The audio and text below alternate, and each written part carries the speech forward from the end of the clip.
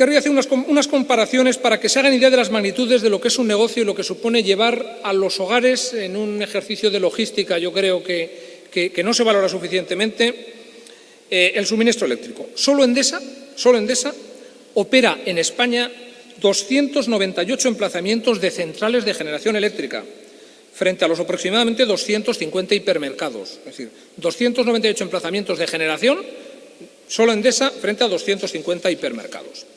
Endesa, solo en Aragón, opera 261 subestaciones transformadoras de alta y media tensión, frente a 70 oficinas de correo o 90 estaciones de ferrocarril.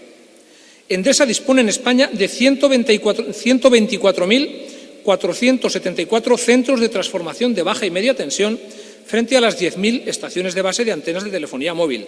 124.000 centros solo de Endesa de transformación.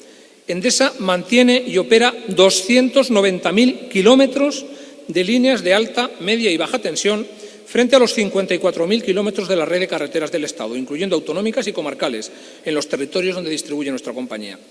Todos estos datos hacen necesario que la población entienda la gran necesidad de desarrollar inversiones de mantenimiento y ampliación de las infraestructuras eléctricas para el abastecimiento seguro y continuado de la electricidad que la sociedad actual requiere y exige. Por último, y con el fin de responder a las necesidades de la sociedad española, la empresa que presido, Endesa, dispone de un plan de inversión en España de 10.300 millones de euros a lo largo de los próximos 5 años, lo que supone uno de los esfuerzos inversores de mayor envergadura que vaya a cometer una empresa privada española en infraestructuras.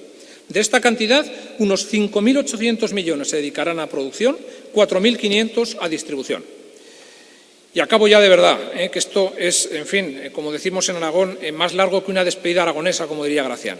En definitiva, Endesa está fuertemente comprometida con el desarrollo del sector eléctrico español, básico para nuestra sociedad, ya que de él depende en gran medida el funcionamiento de nuestras empresas y de numerosos servicios en nuestros hogares, y tiene un efecto directo en nuestro progreso medido a través de una mejora de la competitividad de la economía, así como de un mayor bienestar del que disfrutamos. Para ello, e insisto una vez más, es necesaria la inversión en infraestructuras nuevas, así como la remodelación de las antiguas. Ello requiere la colaboración de todos los agentes involucrados: empresas, reguladores, administraciones locales y central, ciudadanos, clientes, proveedores, etc. Y esto me trae a la memoria una frase de Stuart Mill, famoso economista como don Miguel, que decía que no hay mejor prueba del progreso de la civilización que el progreso del poder de cooperación. Muchas gracias.